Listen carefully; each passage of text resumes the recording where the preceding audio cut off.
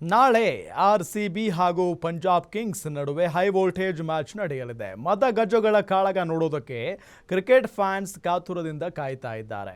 ಲಕ್ನೋ ವಿರುದ್ಧ ಗೆದ್ದ ಹುಮ್ಮಸ್ಸಿನಲ್ಲಿರೋ ಆರ್ಸಿಬಿ ತಂಡ ಪಂಜಾಬ್ ಜೊತೆ ಹೇಗೆ ಸೆಣಸಾಡಲಿದೆ ಎಂಬ ಕೌತುಕ ಹೆಚ್ಚಾಗ್ತಿದೆ. ಹಾಗಾದ್ರೆ ಚಂಡೀಗಢದ ರಣಕಣದಲ್ಲಿ ಗೆಲ್ಲೋ ಕುದುರೆ ಯಾರು? ಡೀಟೇಲ್ಸ್ ಇಲ್ಲದೆ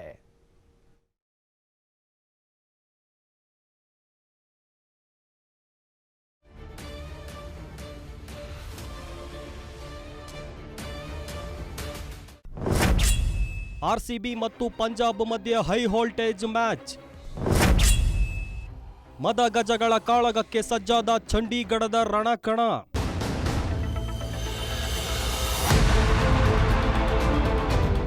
ನಾಳೆ ಐಪಿಎಲ್ನ ಕ್ವಾಲಿಫೈಯರ್ ಪಂದ್ಯ ನಡೆಯಲಿದ್ದು, ಮೊದಲ 2 ಸ್ಥಾನದಲ್ಲಿರುವ ಪಂಜಾಬ್ ಕಿಂಗ್ಸ್ ಹಾಗೂ ರಾಯಲ್ ಚಾಲೆಂಜರ್ಸ್ ಬೆಂಗಳೂರು ತಂಡದ ನಡುವೆ ಸೆಣಸಾಟ ನಡೆಯಲಿದೆ. ಎರಡೂ ತಂಡಗಳು ಈವರೆಗೆ ಕಪ್ ಗೆದ್ದಿಲ್ಲ ಎಂಬುದು ವಿಶೇಷ. ಇಲ್ಲಿ ಗೆದ್ದವರು ಡೈರೆಕ್ಟ್ ಫೈನಲ್ ಪ್ರವೇಶ ಮಾಡಲಿದ್ದಾರೆ. ಸೋತವರಿಗೂ ಇನ್ನೊಂದು ಅವಕಾಶ ಸಿಗಲಿದೆ. ಆದರೆ ನಾಳಿನ ಪಂದ್ಯಕ್ಕೆ ಮಳೆಯ ಆತಂಕ ಕೂಡ ಇದೆ.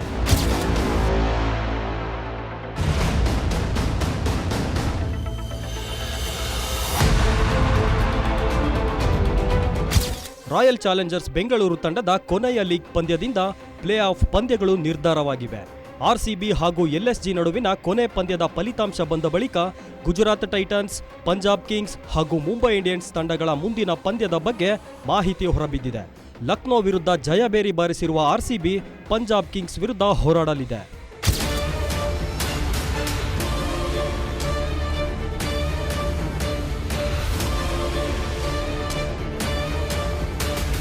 ಲಕ್ನೋ ತಂಡದ ವಿರುದ್ಧ ಆರ್ಸಿಬಿ 228 ರನ್ಗಳನ್ನು ಚೇಸ್ ಮಾಡಿ ಗೆಲ್ಲುವ ಮೂಲಕ 19 ಪಾಯಿಂಟ್ಗಳಿಂದ ಟೇಬಲ್ನಲ್ಲಿ 2ನೇ ಸ್ಥಾನ ಪಡೆದಿದೆ. ಮುಂಬೈ ಇಂಡಿಯನ್ಸ್ ಅಥವಾ ಗುಜರಾತ್ ವಿರುದ್ಧ ಕ್ವಾಲಿಫೈಯರ್ 2 ಪಂದ್ಯ ಇರಲಿದ್ದು, ಜೂನ್ 1ರಂದು ನರೇಂದ್ರ ಮೋದಿ ಸ್ಟೇಡಿಯಂನಲ್ಲಿ ನಡೆಯಲಿದೆ. ಫೈನಲ್ ಮ್ಯಾಚ್ ಕೂಡ ಇದೇ ಸ್ಟೇಡಿಯಂನಲ್ಲಿ ನಡೆಯುತ್ತದೆ.